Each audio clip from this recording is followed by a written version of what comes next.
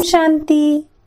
19 जून 1970 के अव्यक्त बाप दादा के हम बच्चों प्रति अनमोल महावाक्य। मुरली का सार, त्रिमूर्ति लाइट्स का साक्षात्कार। बाबा ने कहा, ब्राह्मणों को त्रिमूर्ति शिववंशी कहते हो ना। त्रिमूर्ति बाप के बच्चे स्वयं भी त्रिमूर्ति हैं। बाप भी त्रिमूर्ति है। जैसे बाप त्रिमूर्ति है वैसे आप भी त्रिमूर्ति हो। 3 प्रकार की लाइट्स साक्षात्कार की आती हैं। वह मालूम है कौन सी है? जो ब्राह्मणों के 3 प्रकार की लाइट्स साक्षात्कार होते रहते हैं। आप लोगों से लाइट का साक्षात्कार होता मालूम पड़ता है। त्रिमूर्ति वंशी त्रिमूर्ति बच्चों की 3 प्रकार की लाइट्स का साक्षात्कार होता है। वह कौन सी लाइट्स हैं? एक तो लाइट का साक्षात्कार होता है नयनों से। कहते हैं ना कि नयनों की ज्योति, नयन ऐसे दिखाई पड़ेंगे जैसे नयनों में 2 बड़े बल्ब जल रहे हैं। दूसरी होती है मस्तक की लाइट। तीसरी होती है माथे पर लाइट का क्राउन। अभी यह कोशिश करना है जो तीनों ही लाइट्स का साक्षात्कार हो। कोई भी सामने आए तो उनको यह नयन बल्ब दिखाई पड़े, ज्योति ही ज्योति दिखाई दे। जैसे अंधियारे में सच्चे हीरे चमकते हैं ना, जैसे सर्च लाइट होती है, बहुत फोर्स से और अच्छी रीति फैलाते हैं। इस रीति से मस्तक के लाइट का साक्षात्कार होगा। और माथे पर जो लाइट का क्राउन है वह तो समझते हो। ऐसे त्रिमूर्ति लाइट का साक्षात्कार एक एक से होना है। तब कहेंगे यह तो जैसे फरिश्ता है। साकार में नयन, मस्तक और माथे के क्राउन के साक्षात्कार स्पष्ट होंगे।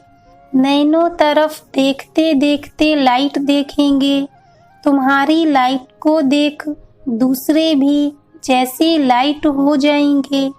कितनी भी मन में व स्थिति में भारीपन हो, लेकिन आने से ही हल्का हो जाए, ऐसी स्टेज अब पकड़नी है। क्योंकि आप लोगों को देखकर और सभी भी अपनी स्थिति ऐसी करेंगे। अभी से ही अपना गायन सुनेंगे। द्वापर का गायन कोई बड़ी बात नहीं है, लेकिन ऐसे साक्षात्कार मूर्त और साक्षात मूर्त बनने से अभी का गायन अपना सुनेंगे। आपके आगे आने से लाइट ही लाइट देखने में आए, ऐसे होना है। मधुबन ही लाइट का घर हो जाएगा। यह दीवे आदि देखते भी जैसे कि नहीं देखेंगे। जैसे वतन में लाइट ही लाइट देखने में आती है, वैसे यह स्थूल वतन लाइट का हाउस हो जाएगा। जब आप चैतन्य लाइट हाउस बन जाएंगे तो फिर यह मधुबन भी लाइट हाउस हो जाएगा। अभी यह है लास्ट पढ़ाई की लास्ट सब्जेक्ट। प्रैक्टिकल में थ्योरी का कोर्स समाप्त हुआ। प्रैक्टिकल कोर्स की लास्ट सब्जेक्ट है।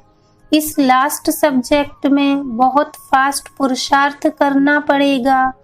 इसी स्टेज के लिए ही गायन है। बाबा ने कहा, बाप दादा से कब विदाई नहीं होती है, माया से विदाई होती है। बाप दादा से तो मिलन होता है। यह थोड़े समय का मिलन सदा का मिलन करने के निमित्त बन जाता है। बाप के साथ गुण और कर्तव्य मिलना यही मिलन है। यही प्रयत्न सदैव करते रहना है। अच्छा, संकल्पों को ब्रेक लगाने का मुख्य साधन कौन सा है? मालूम है, जो भी कार्य करते हो तो करने के पहले सोचकर फिर कार्य शुरू करो। जो कार्य करने जा रहा हूँ वह बाप दादा का कार्य है, मैं निमित्त हूँ। जब कार्य समाप्त करते हो तो जैसे यज्ञ रचा जाता है तो समाप्ति समय आहुति दी जाती है। इस रीति जो कर्तव्य किया और जो परिणाम निकला वह बाप को समर्पण स्वाहा कर दिया। फिर कोई संकल्प नहीं, निमित्त बन कार्य किया और जब कार्य समाप्त हुआ तो स्वाहा किया। फिर संकल्प क्या चलेगा? जैसे आग में चीज डाली जाती है तो फिर नाम निशान नहीं रहता, वैसे हर चीज की समाप्ति में संपूर्ण स्वाहा करना है। फिर आपकी जिम्मेवारी नहीं, जिसके अर्पण हुए फिर जिम्मेवार वह हो जाते हैं। फिर संकल्प काहे का? जैसे घर में कोई बड़ा होता है तो जो भी कार्य किया जाता है तो बड़े को सुनाकर खाली हो जाएंगे, वैसे ही जो कार्य किया समाचार दिया, बस अव्यक्त रूप को सामने रखकर यह करके देखो।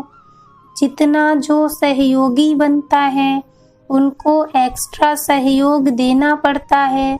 जैसे अपनी आत्मा की उन्नति के लिए सोचते हैं, इस रीति शुद्ध भावना, शुभ चिंतक और शुभ चिंतन के रूप में एक्स्ट्रा मदद दोनों रूप से किसी भी आत्मा को विशेष सहयोग दे सकते हो, देना चाहिए।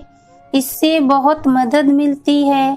जैसे कोई गरीब को अचानक बिगर मेहनत प्राप्ति हो जाती है, उस रीति जिस भी आत्मा के प्रति एक्स्ट्रा सहयोग दिया जाता है वह आत्मा भी महसूस करती है हमको विशेष मदद मिली है।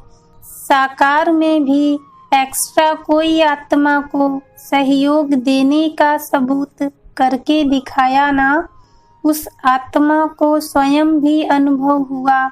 यह सर्विस करके दिखानी है।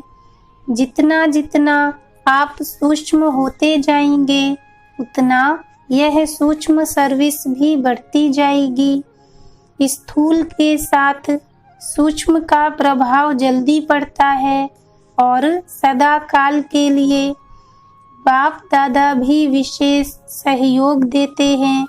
एक्स्ट्रा मदद का अनुभव होगा।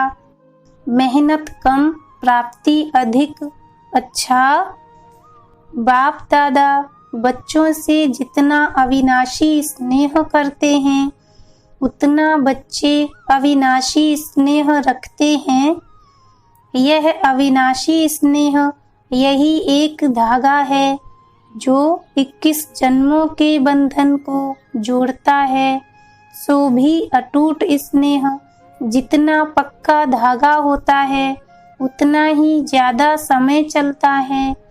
यह संगम का समय 21 जन्मों को जोड़ता है। इस संगम के युग का एक एक संकल्प, एक एक कर्म 21 जन्म के बैंक में जमा होता है। इतना अटेंशन रखकर फिर संकल्प भी करना, जो करूँगा वह जमा होगा। तो कितना जमा होगा? एक संकल्प भी व्यर्थ न हो।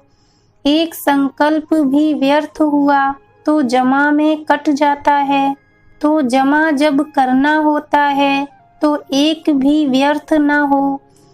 कितना पुरुषार्थ करना है, संकल्प भी व्यर्थ न जाए। समय तो छोड़ो, अब पुरुषार्थ इस सीमा पर पहुंच रहा है। जैसे पढ़ाई दिन प्रतिदिन ऊंची होती जाती है तो यह भी ऐसी है। बड़ी क्लास में पढ़ रहे हो ना, अच्छा, ओम शांति।